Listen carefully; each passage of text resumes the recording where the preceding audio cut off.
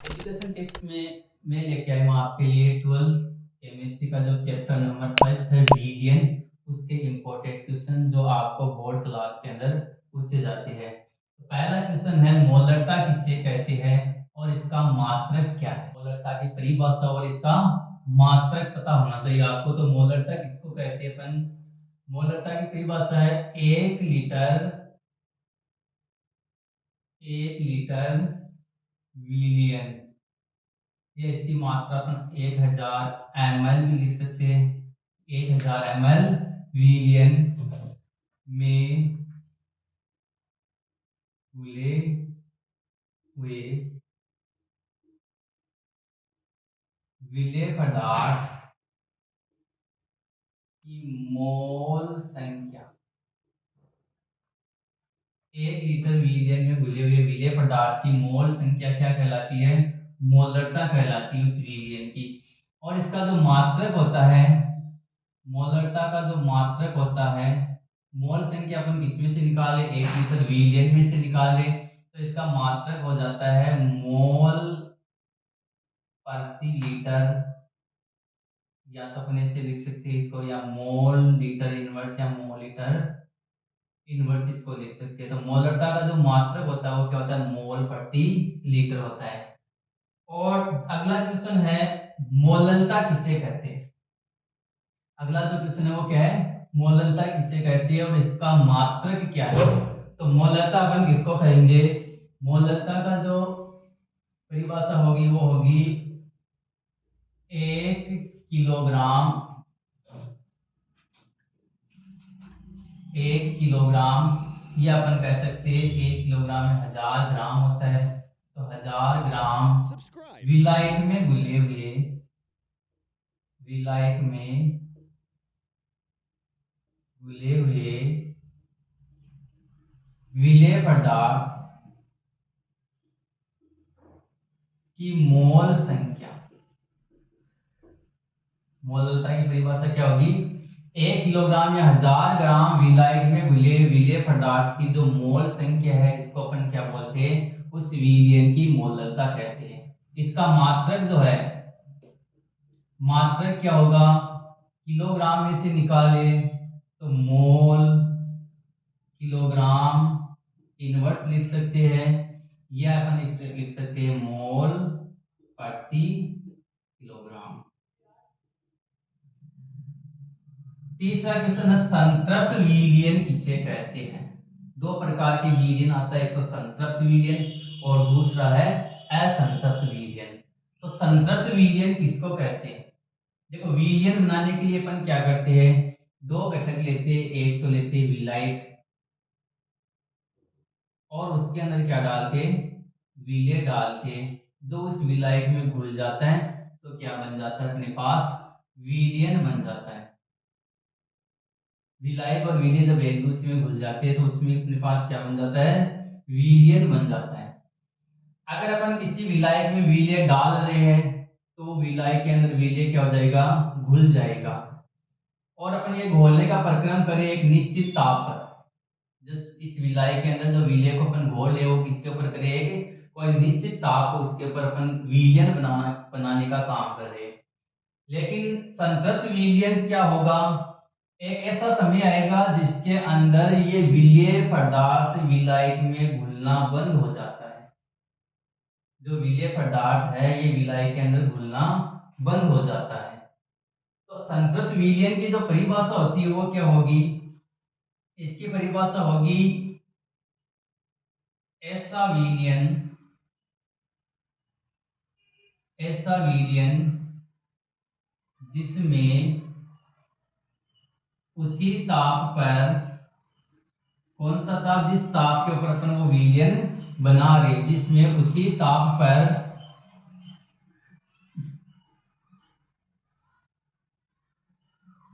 और अधिक मात्रा में विलेय नहीं घोल सकते। संतृप्त विलियन किसको कहेंगे, ऐसा विलियन जिसमें उसी ताप पर और अधिक मात्रा में विलेय पदार्थ को अपन नहीं घोल सकते, उस विलियन को अपन क्या बोलेंगे, संतृप्त विलयन बोलेंगे। यानी विलयन के अंदर विलेय पदार्थ बिल्कुल भी घुलना बंद हो जाएगा, तो उस विलयन को अपन बोलेंगे संतृप्त विलयन। यानी अपन कह देंगे कि विलयन जो है वो संतृप्त अवस्था में आ गया है। जब विलयन के अंदर विलेय पदार्थ घुलना बंद हो जाएगा तो अपन क्या बोलेंगे, जो विलयन है वो कौन सी अवस्था में आ गया है, संतृप्त अवस्था में आ गया है। दूसरा है असंतृप्त विलयन किसे कहते हैं। एक तो संतृप्त विलयन है और दूसरा विलयन कौन सा होता है, असंतृप्त विलयन होता है। तो क्वेश्चन नंबर 4 है असंतृप्त विलयन किसे कहते हैं। तो असंतृप्त विलयन का सीधा सा अर्थ हो गया, देखो संतृप्त में उसी ताप पर और अधिक मात्रा में विलय को नहीं बोल सकते, लेकिन असंतृप्त किसको बोलेंगे, ऐसा विलयन, ऐसा विलयन जिसमें उसी ताप पर और अधिक मात्रा में, और अधिक मात्रा में विलेय को घोल सकते हैं।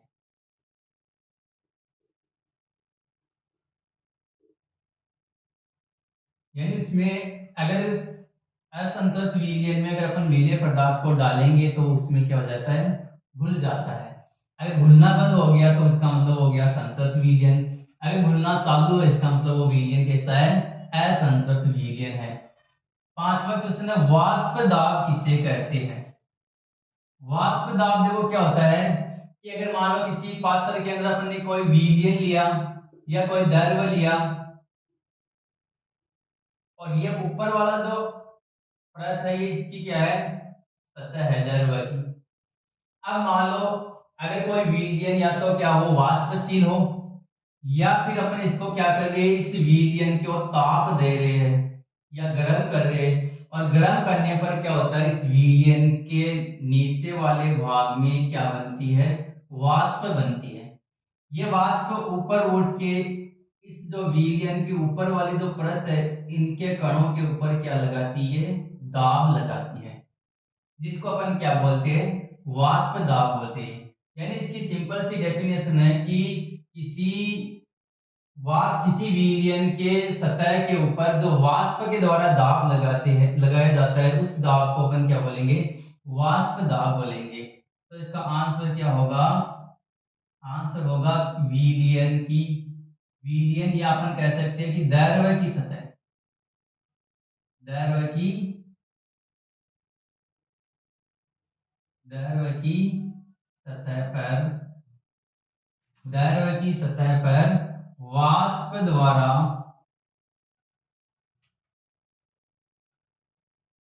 लगाया गया दाब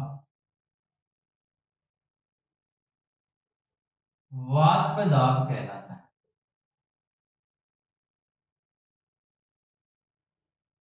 वाष्प दाब की क्या परिभाषा होगी, विलयन या कह सकते हैं या विलयन कौन सा हो, द्रव्य हो, तो द्रव्य की सतह पर वाष्प द्वारा लगाया गया दाब क्या कहलाता है, वाष्प दाब कहलाता है।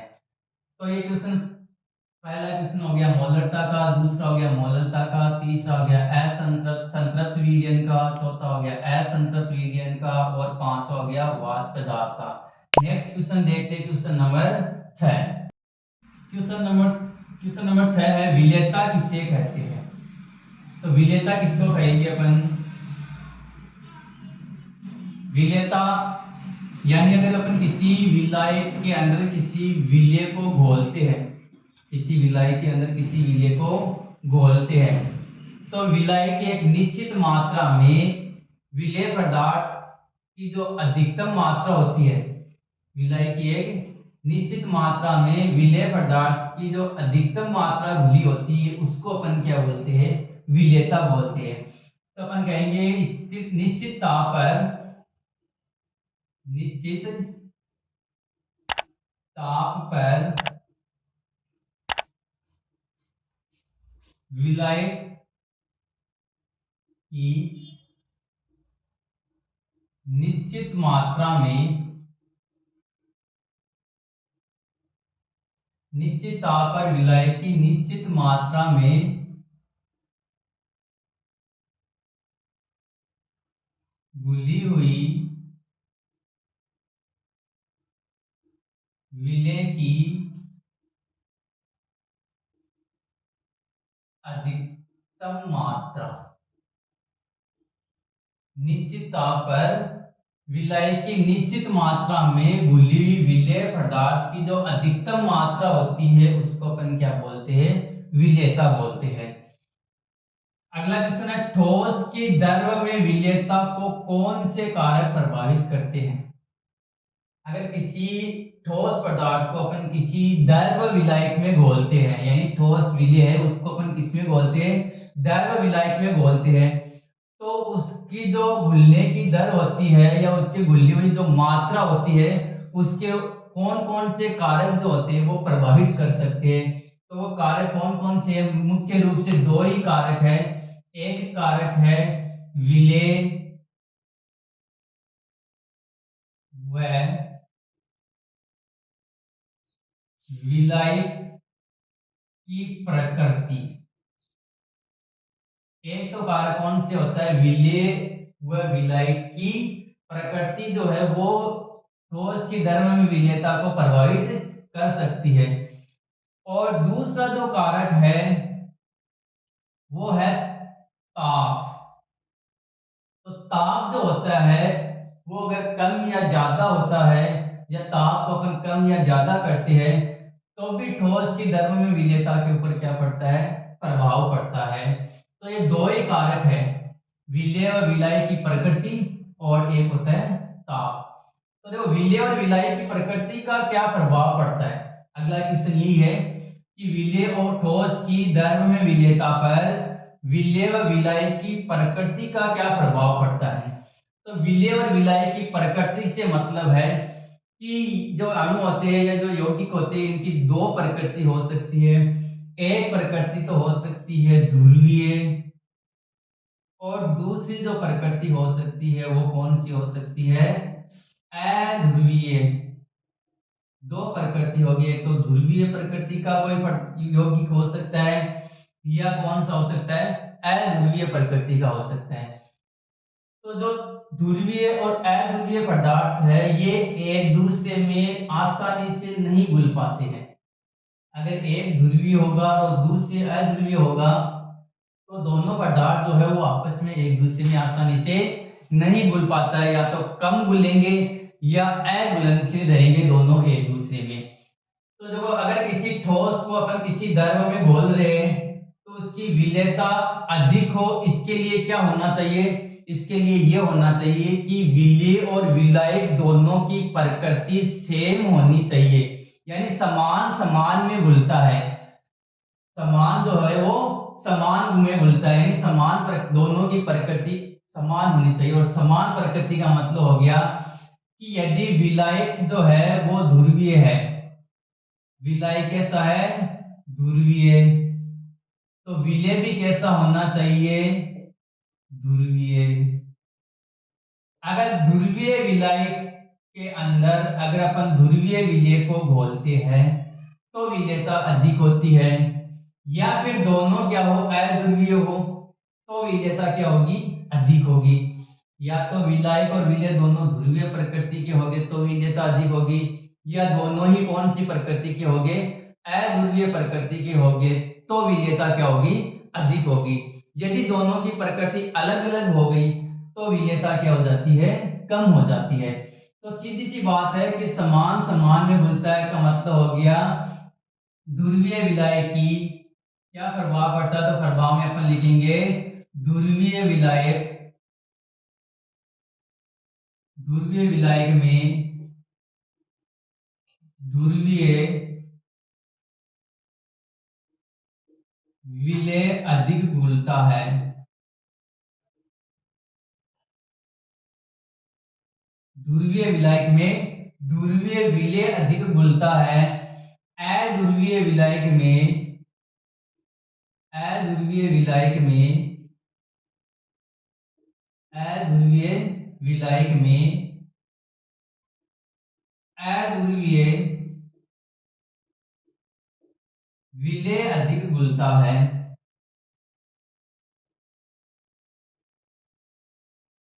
क्या लिखना आपको? लिखना है ध्रुवीय विलायक में ध्रुवीय विलेय अधिक घुलता है, अध्रुवीय विलायक में अध्रुवीय विलेय अधिक घुलता है। दोनों की प्रकृति अलग होने पर, दोनों की प्रकृति अलग अलग होने पर, दोनों की प्रकृति अलग अलग होने पर विलेयता कम हो जाती है। विलेयता क्या हो जाती है? कम हो जाती है। अगर ध्रुवीय होगा ध्रुवीय में अधिक घुलेगा, अध्रुवीय होगा तो अध्रुवीय में अधिक घुलेगा। अगर एक ध्रुवीय है दूसरा अध्रुवीय है तो उनकी विलेयता क्या हो जाएगी? कम हो जाएगी, या फिर एक दूसरे में दोनों घुलेंगे ही नहीं। अगला कि ठोस की धर्म में विलेयता पर ताप का क्या प्रभाव पड़ता है? तो अगर अपन किसी ठोस पदार्थ को किसी द्रव में घोलते हैं तो उसका जो घुलने का जो प्रक्रम है वो दो प्रकार का हो सकता है। एक प्रक्रम तो हो सकता है ऊष्माशोषी, यानी जिसमें ऊष्मा का अवशोषण किया जाता है, और दूसरा प्रक्रम ऐसा हो सकता है जिसमें ऊष्मा का उत्सर्जन किया जाता है, उसको बोलेंगे ऊष्माक्षेपी प्रक्रम। तो दो प्रकार के प्रक्रम हो सकते हैं, एक तो ऊष्माशोषी और एक ऊष्माक्षेपी प्रक्रम। यानी किसी ठोस को अगर किसी द्रव में हम घुल रहे हैं तो वो क्या करेगा, जब घुलेगा तो या तो ऊष्मा बाहर निकालेगा, अगर ऊष्मा बाहर निकालेगा तो उसको अपन बोलेंगे कौन सा प्रक्रम? ऊष्माक्षेपी प्रक्रम। या फिर वो घुलने के लिए बाहर से क्या करेगा, ऊष्मा को ग्रहण करेगा। यदि ऊष्मा को ग्रहण करेगा तो उसको अपन कौन सा प्रक्रम बोलेंगे? ऊष्माशोषी प्रक्रम बोलेंगे। तो देखो, अगर किसी ठोस को अपन द्रव में घोल रहे हैं और उसका घुलने का प्रक्रम कौन सा है? ऊष्माशोषी है। तो ऊष्माशोषी प्रक्रम में ताप बढ़ाने पर विलेयता भी क्या हो जाती है? बढ़ जाती है। और अगर उसमें घुलने का जो प्रक्रम है वो कौन सा है? ऊष्माक्षेपी प्रक्रम है। तो ताप बढ़ाएंगे तो विलेयता क्या हो जाती है? कम हो जाती है। तो ऊष्माशोषी प्रक्रम में ताप बढ़ाएंगे तो विलेयता बढ़ जाती है, और ऊष्माक्षेपी प्रक्रम में ताप बढ़ाने पर विलेयता कम हो जाती है। जैसे मान लो अपन NaCl है, NaCl को किसमें घोल रहे हैं? H2O में घोले, यानी नमक को अगर पानी में घोलेंगे तो कौन सा प्रक्रम होगा? ऊष्माशोषी प्रक्रम होगा। कौन सा प्रक्रम होगा? ऊष्माशोषी। तो जितना ज्यादा गर्म करेगा नमक पानी में उतना ही ज्यादा घुलेगा। और अगर जैसे मान लो अपने पास क्या है, कैल्शियम ऑक्साइड या चूना है, बुझा हुआ चूना, अगर इसको अपन किस में डालते हैं? जल में डालते हैं। तो जब ये जल में घुलेगा तो ऊष्मा बाहर निकालेगा। ये आपने देखा होगा कि जब चूने को अपन क्या बोलते हैं, जल में घोलते हैं, तो उसमें से क्या निकलती है? ऊर्जा बाहर निकलती है, ऊष्मा बाहर निकलती है। तो वो कौन सा प्रक्रम होता है? ऊष्माक्षेपी। अगर अपन इस चूने को पानी में घोल रहे हैं और अगर उसमें ऊपर से अपन ताप को बढ़ा रहे हैं तो ये घुलने की दर इसकी क्या हो जाती है? कम हो जाती है। तो अगर ऊष्माशोषी प्रक्रम होगा तो विलेयता अधिक होगी, और ऊष्माक्षेपी प्रक्रम होगा तो ताप बढ़ाने पर विलेयता कम होगी। तो इसका आंसर में अपन ऐसे लिखेंगे कि यदि ठोस की द्रव में विलेयता का प्रक्रम ऊष्माशोषी हो तो ताप बढ़ाने पर, ताप बढ़ाने पर विलेयता बढ़ जाती है। ताप बढ़ाने पर विलेयता क्या हो जाएगी? बढ़ जाएगी। वह प्रक्रम ऊष्माक्षेपी हो तो ताप बढ़ाने पर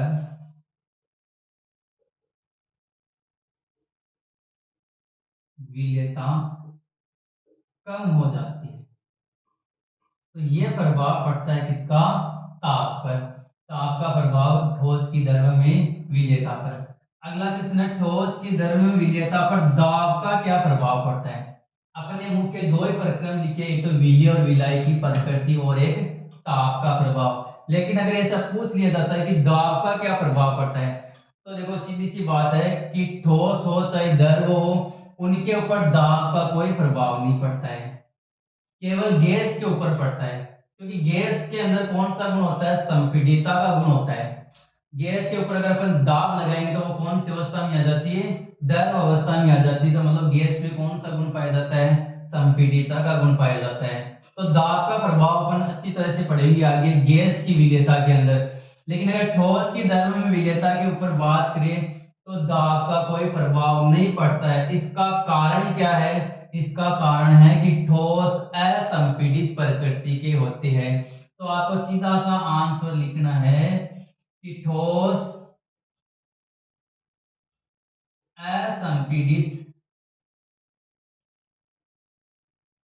प्रकृति के होते हैं, इसलिए